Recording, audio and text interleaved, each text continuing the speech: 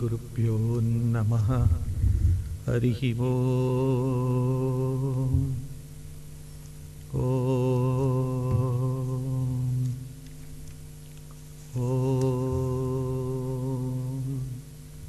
पूर्णमदः पूर्णमिदं पूर्णात् पूर्णमुदच्यते पूर्णस्य पूर्णमादाय पूर्णमेवावशिष्यते। ॐ शान्तिः शान्तिः शान्तिः। ॐ ईशावास्यमिदग् सर्वं यत्किञ्च जगत्यां जगत् तेन त्यक्तेन भुञ्जीथा मा कृधः कस्य स्विद्धनम् कुर्वन्नेवेह कर्माणि जिजीविषेत् शतग्ः समाः। एवं त्वयि नान्यथेतोऽस्ति न कर्म लिप्यते नरे। असुर्यानामते लोका अन्धेन तमसावृताः ताग्स्ते प्रेत्याभिगच्छन्ति ये के चात्महनो जनाः। अनेजदेकं मनसो जवीयो नैनद्देवा आप्नुवन् पूर्वमर्षत् तद्धावतोऽन्यानत्येति तिष्ठत् तस्मिन्नपो मातरिष्वा दधाति। तदेजति तन्नैजति तद्दूरे तद्वन्तिके तदन्तरस्य सर्वस्य तदु सर्वस्यास्य बाह्यतः। यस्तु सर्वाणि भूतान्यात्मन् एवानुपश्यति सर्वभूतेषु चात्मानं ततो न विजुगुप्सते। यस्मिन् सर्वाणि भूतान्यात्मैव भूद्विजानतः तत्र को मोहः कः शोक एकत्वमनुपश्यतः। सपर्यगाच्छुक्रमकायमव्रणमस्ना विरग्शुद्धमपापविद्धम् कविर्मनीषी परिभूस्वयंभूर्याथा तथ्यतोऽर्थान् व्यददाच्छाश्वतीभ्यः समाभ्यः। अन्धं तमः प्रविशन्ति ये विद्यामुपासते ततो भूय इव ते तमो यवु विद्यायाग्रताः। अन्यदेवाहुर्विद्ययान्यदाहुरविद्यया इति शुश्रुमधीराणाय्येनस्तद्विचचक्षिरे। विद्याञ्चाविद्याञ्च यस्तद्वेदो भयग्गः सः अविद्यया मृत्युं तीर्त्वा विद्ययामृतमश्नुते। अन्धं तमः प्रविशन्ति ये सम्भूतिमुपासते ततो भूय इव ते तमो य उसम्भूत्याग्रताः। अन्यदेवाहुः सम्भवात् अन्यदाहुरसम्भवात् इति शुश्रुमधीराणाय्येनस्तद्विचचक्षिरे। सम्भूतिं च विनाशं च यस्तद्वेदो भयग्गः सः विनाशेन मृत्युं तीर्त्वा सम्भूत्यामृतमश्नुते। हिरण्मयेन पात्रेण सत्यस्यापि हितं मुखं तत्त्वं पूषन्नपावृणु सत्यधर्माय दृष्टये। पूषन्नेकर्षेयमसूर्य प्राजापत्यव्यूहरश्मीन् समोहतेजो यत्ते रूपं कल्याणतमं तत्ते पश्यामि योऽसावसौ पुरुषः सोऽहमस्मि वायुरनिलममृतमथेदं भस्मान्तगशरीरम् ॐ क्रतो स्मर कृतज्ञस्मर क्रतो स्मर कृतज्ञस्मर अग्निनय सुपथाराये अस्मान् विश्वानि देववयुनानि विद्वान् युयोध्यस्मज्जुहुराणमेनो भूयिष्ठान्ते नमवुक्तिं विधेम ॐ पूर्णमदः पूर्णमिदं पूर्णात् पूर्णमुदच्यते पूर्णस्य पूर्णमादाय पूर्णमेवावशिष्यते ॐ शान्ति शान्ति शान्ति।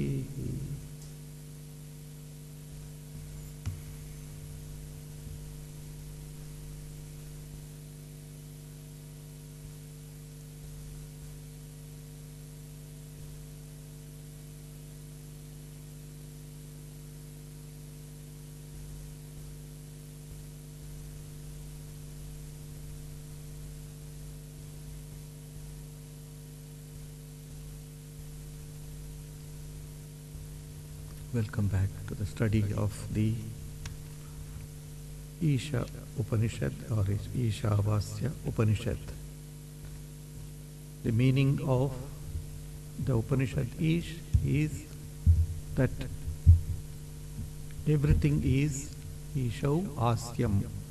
Asyam means, or Vasyam means to be covered or enveloped. By what? Everything is covered or enveloped by Isho, that means by the divine.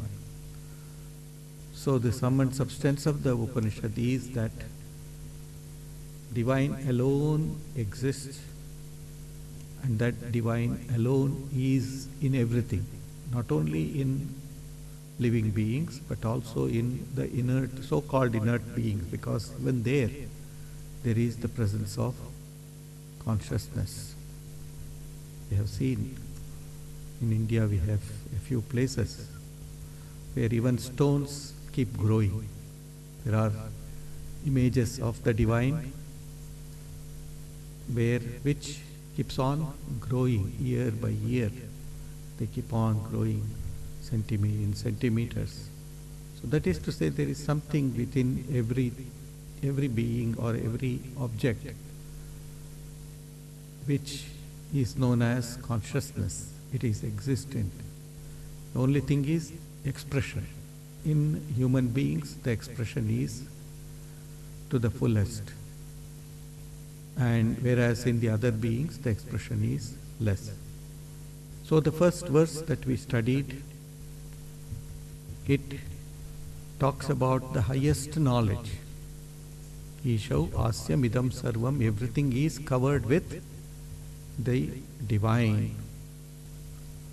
Yatkincha jagatyam jagat, whatever is moving or whatever is in this universe is all pervaded, sustained by that divine. This is a very important point to note, that our very sustenance comes from Isha, that means the divine. We think that we sustain ourselves, that the plants sustain us and so on and so forth, but that is not the truth. It is the divine which sustains us, which is in the plant, which is in the animals, which is everywhere, which is in the air that we breathe, which is in the water that we drink. Everything is pervaded.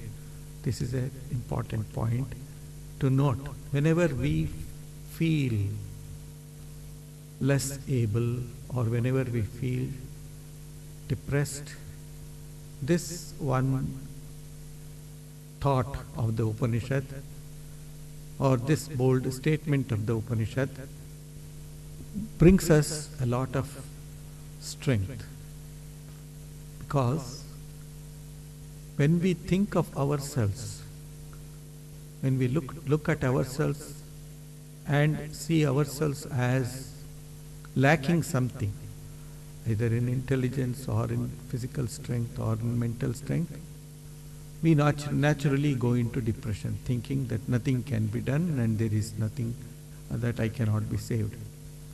But if we develop this habit in our day-to-day life, wherein we assert the divine nature, this is what Swami Vivekananda used to say, always assert your divine nature. We assert our egoistic nature normally. I am so and so, or I am capable of this and that. No. Instead of that, assert the real nature of yours, which is intrinsically divine. I am a part and parcel of the divine, or I am divine. This assertion must come at all times to us. That's why this Upanishad begins with this statement. Isha, everything is covered, everything is enveloped, everything is sustained by Isha, that means the divine, the spirit, the divine spirit. And therefore, the first verse, as I was mentioning, deals with this knowledge, the highest knowledge that the divine alone exists. Sri Ramakrishna used to say very often when he would talk to his devotees, he would always say, God is the only reality. To realize God is the only aim or goal of human life. Na karmana, na prajaya, dhanena, tyage naike, amritattvamanashuhu. The Upanishad also says this. Na karmana, by engaging ourselves in all sorts of activities and then gaining or earning a name for ourselves. Or na dhanena, by acquiring all the wealth in the world. Na prajaya, by being parents to many, many children, or grandparents to many children. One does not gain or acquire this knowledge. Tyagena eke amritattvamanushu, giving up the tyaga means renunciation. Renunciation does not mean giving up your hearth and home, but giving up this identity with our ego.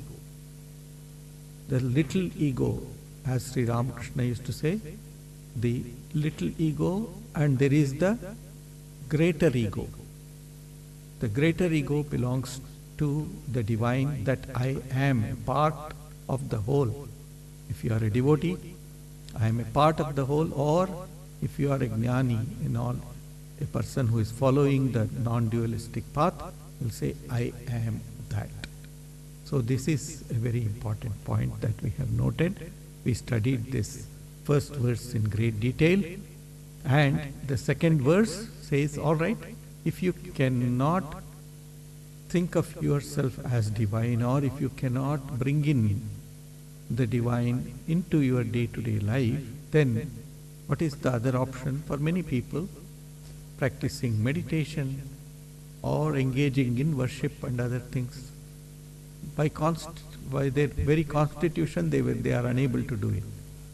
Therefore, the Upanishad says, all right, Iha, in this world, kurvan neveha karmani, perform all of your actions. That means perform all of your actions with the sense or with the feeling that you are dedicating it to the universe. That is another way. The universe, ultimately, it will reveal to you that it is nothing but the divine. But if I am not able to bring in that knowledge in my day-to-day life, then I will have to keep on performing those actions without any selfish motive. That is the caveat over there. Evam tvai na anyathe Tetosti na karma lipyate nare. If you do it like this, that is, with the sense that you have been provided with this beautiful body and mind, and that it belongs to the universe and it should be dedicated to the universe for the welfare of the universe, keep on performing all the actions. So the path of Karma Yoga has been simultaneously explained in the second verse that we have studied. Now, the third verse that we are going to study today, it begins by pointing out the futility of worldly pursuits. First of all, it said because the divine alone exists, but yet we get attached to the world. Therefore, it says it is futile. That means after performing all sorts of all actions, one comes to the conclusion, well, what have I done in my life? What have I realized in my own life? Yes, I might have gained a name, I might have had a lot of fame in the world, but what does it matter? So that is why the third verse says, Asuriya namate loka andena tamasavrataha tagaste pretyabhigachanti ye kecha atmahano jana. I will read the running meaning of this. Verily, those births are demoniac. Asuriya. Asura means demons. Enshrouded in blinding darkness. Those who slay the self attain to them after death. So there is a lot of big commentary by Sri Shankaracharya on this verse. Te lokaha asuriya. That is, one who, having obtained this human birth, if one does not make an effort to realize that which is truth or that which is eternal, then what will happen to such a person? Will have to go through birth and birth, come back again and again. The doctrine of rebirth is mentioned here. We come back again and again, experience the same things again and again. And one day this illumination or this enlightenment might come and say, oh, enough of this. A Buddha, a Christ and all, they realized it. The Buddha was a prince. He did not lack anything of the world. Everything was given to him. But yet, there was a gnawing feeling within himself that, well, all of these things seem to be temporary. He goes out on a travel in his kingdom, and then he sees the realities of life. He sees a sick person who is coughing and whose face has become white and who is not able to walk properly, but he is holding on his chest and coughing. Siddhartha, who became Buddha, he had not seen such a sight before at all, because he was protected, well protected within the four walls of the palace. And then he sees somebody who is suffering. His face is totally full of suffering. And he asks his assistant or his driver, Chenna, who is this? Why is he behaving like that? He said, well, he is suffering because he has got an illness. Oh, illness? What is illness? Well, it is that your body sometimes stops functioning or sometimes functions wrongly. So would I also be subject to this kind of experience? Channa says yes. My newborn son Rahul, will he also be subject? Yes. My wife Yashodhara? Yes. My father, my mother? Yes. Everybody will be subject to this.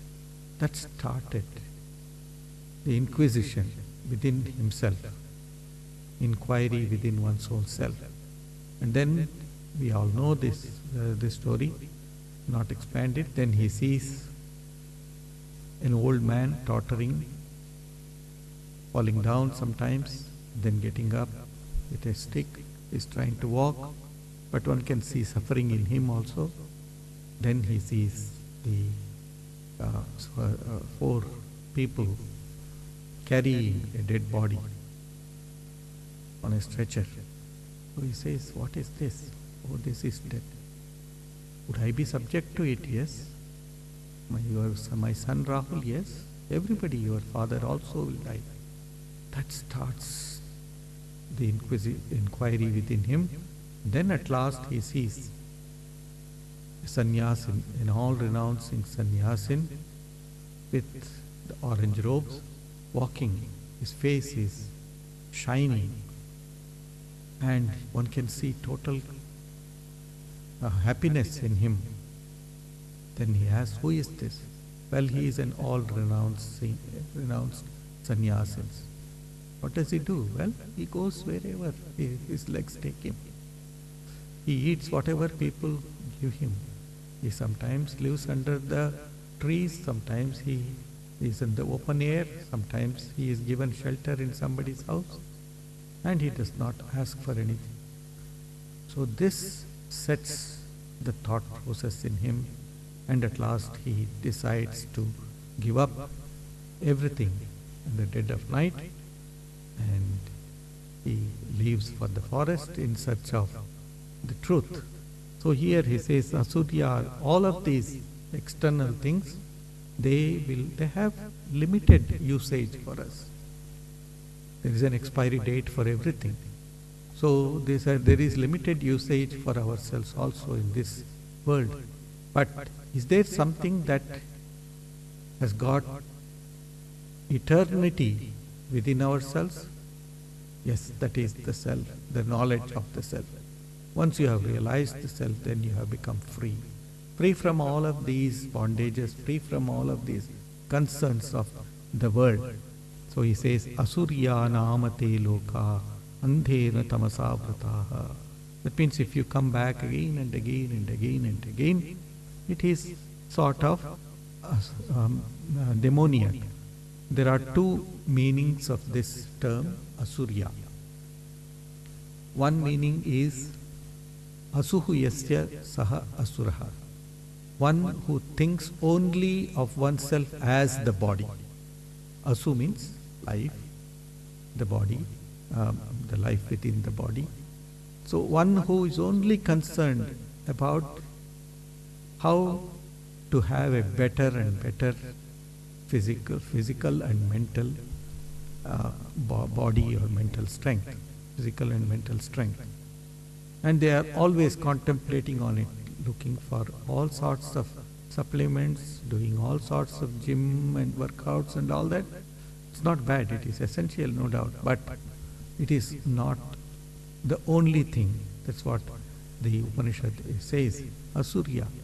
And then there are these wicked persons, or those people who are only worried or who only care about their own selves. They are also called asuras. In the Puranic age, in the Hindu tradition, we have these 2 types of people, asuras and Gandharvas. Gandharvas are the higher beings who live in the heavens and other planes of existence, and they are the ones who are also attached to their bodies, but yet they do good to the others. Whereas asuras are those who try to hate others, who try to harm others. That is why they are called as asura. So, but the Upanishad here, Shankaracharya, when he commenting upon this, he says, even those devas or those deities are also asuras, because they are also only concerned, they are also concerned about their bodies. They think they are bodies. So they say, I want to achieve to the higher and higher levels. That is, you progress. The suras, that means the so-called gods or the heavenly beings, their aim is somehow to achieve or to attain to the position of Indra, the Lord of all gods. So there is also gradation over there. It may be true, it may not be true, but it is for the sake of example that it is said. So Shankaracharya says that even having attained to that state of a heavenly being, one has not achieved to the highest. One has to come back, or one has to be reborn, and then develop this inquisitiveness or this shraddha, this faith in oneself that I am the divine, I want to become one with the divine, then only. So otherwise everybody is groping in the darkness. A third meaning that is given to this term asura, asurya, he says, asurya. Surya means sun. Na surya, where there is no sun, where there is no light. Absence of light is darkness, isn't it? There is no such thing called darkness per se, but the absence of light is known as darkness. So we grope for things, objects in the darkness. So he says, asurya namate loka. One gets enshrouded in blinding darkness if one does not realize this highest state. Even the heavenly beings also have to come down to this world.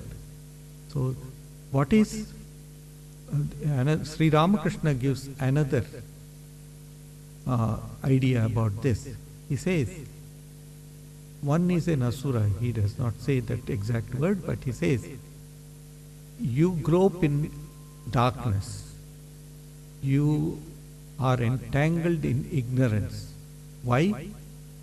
Because of the sense of I and mine, ahamta and mamata. Where there is the sense of I and mine, that is the possession and also identification with the body and mind. Wherever these two things are there, there is darkness, there is ignorance. So he says here, verily those by births are demoniac, enshrouded in blinding darkness. It is so blinding, you cannot see anything at all. Even though the things are in front of you, you will not be able to recognize it, you will not be able to see it. That is the idea.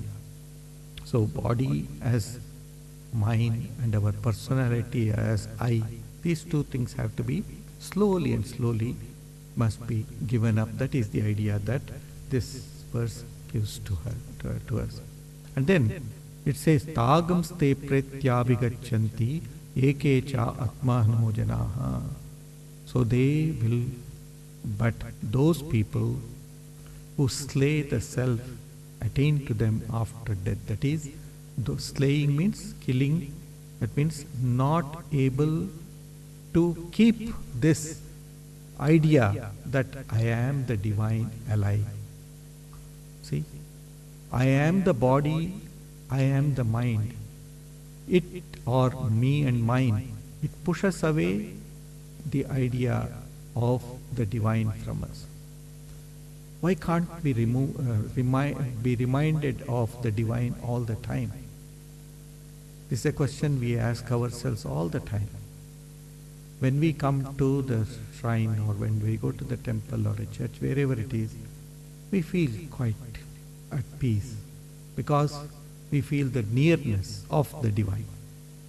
But when we are with ourselves, when we are performing all our actions in our day-to-day life, we tend to forget the divine. We are always thinking of the external world, all the trials and tribulations, concerns, or the joys that we experience. We are immersed in that. Rarely ever do we think of the divine. Only when we are in great trouble, when we see no light anywhere, when we are merged in darkness, then we will start thinking, oh, there is somebody who can help me. So I will start thinking of the divine. So he says here, if I do not think of the divine all the time, then I am Atmahanaha. That means I am not aware of myself. Atmahanaha. That when we do any work, we are aware. We must be aware of the divine. Anything. See, at any part of our time or at any time in our life, a portion of our mind should be concentrated on the divine. That's what Sri Ramakrishna used to say again and again. See, in Bengali he used to say, Advaito Gyan Achole Bedhe Jaiche Taikor. That means keeping this knowledge of non-dual knowledge that the divine alone exists, keep it in one corner.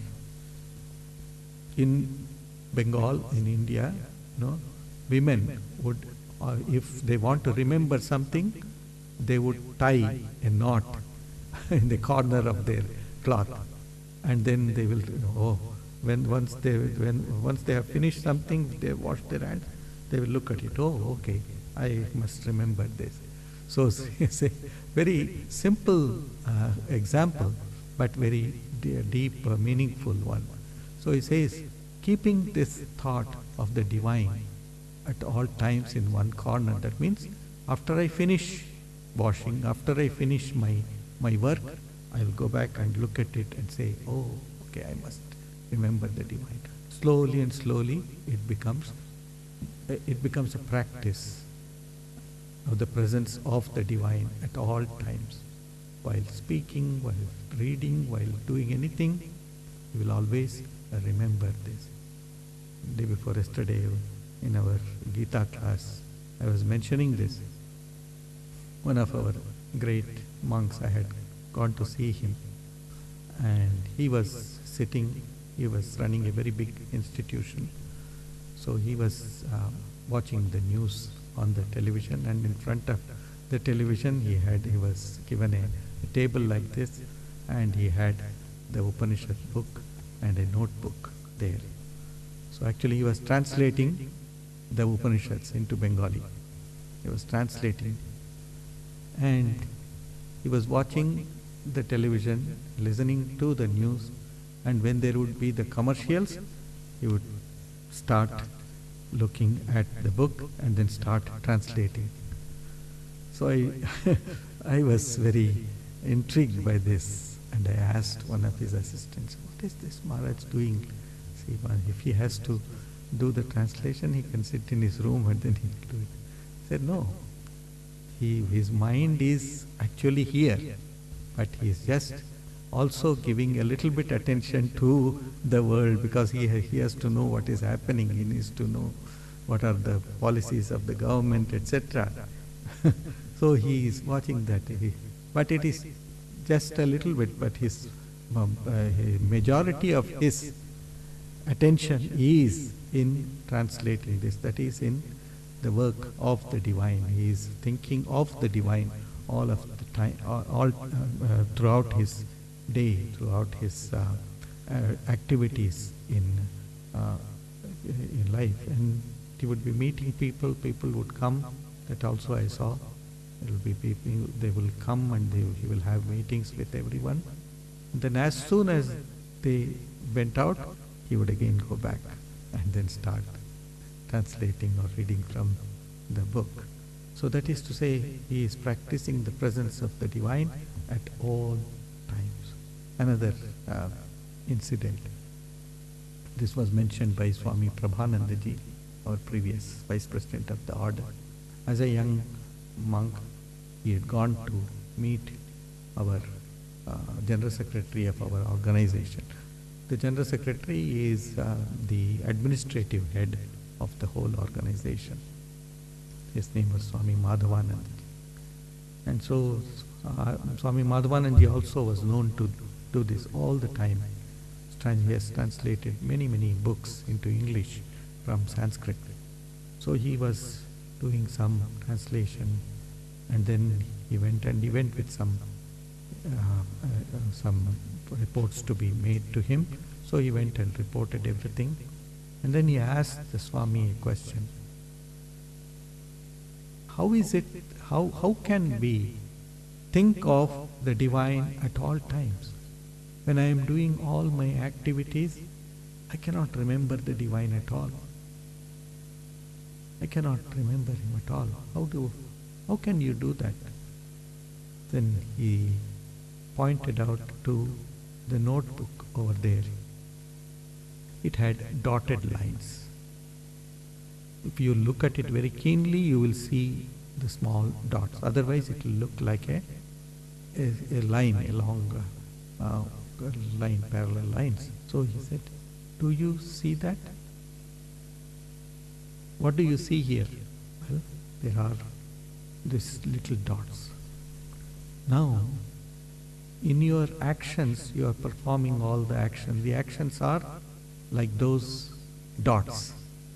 In between them, there is a tiny space, a minute space. So fill that minute space with the thought of the divine.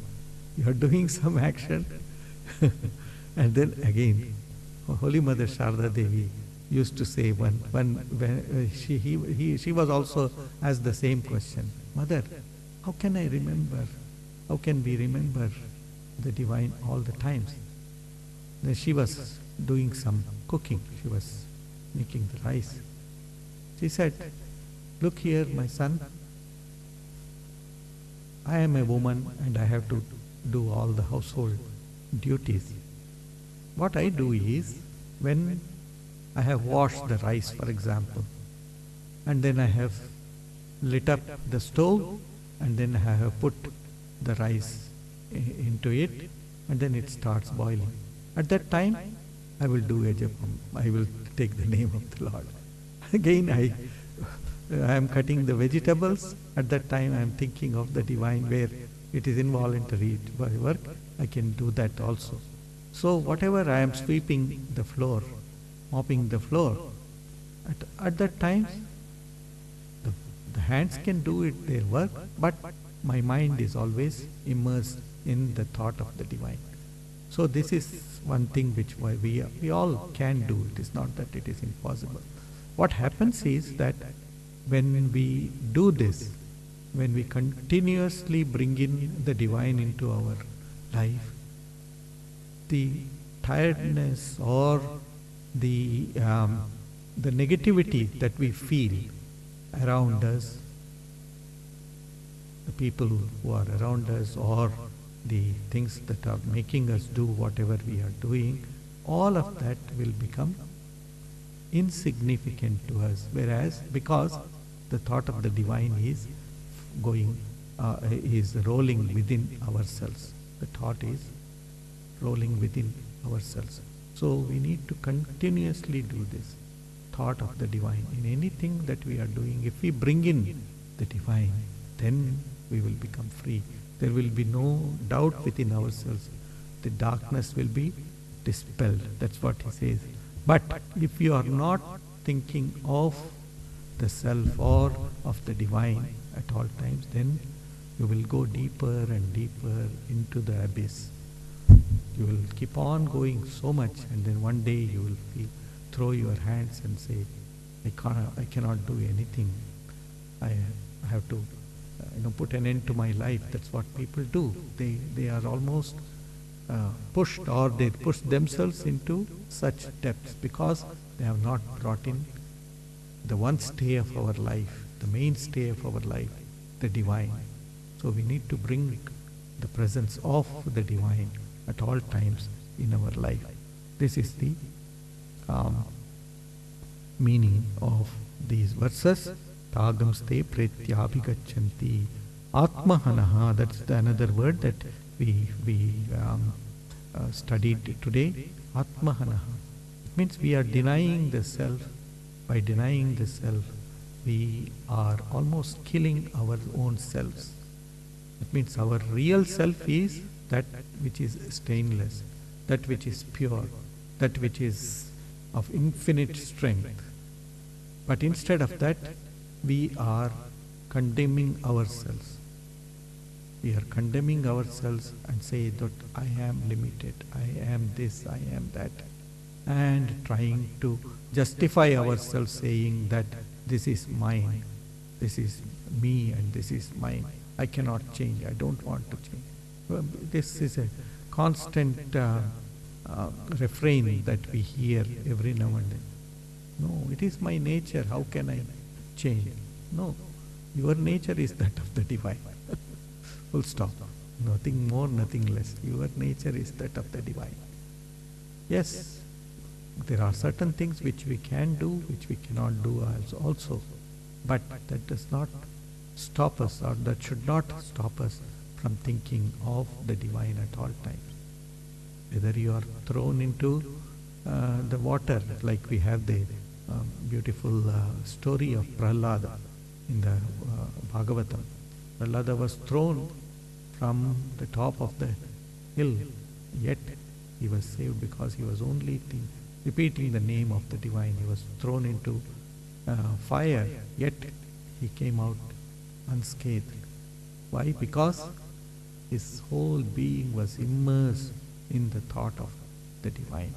And it is the divine alone who saves us, who protects us at all times. If we have this conviction that divine is our savior, that divine alone exists, and we are part and parcels of the divine.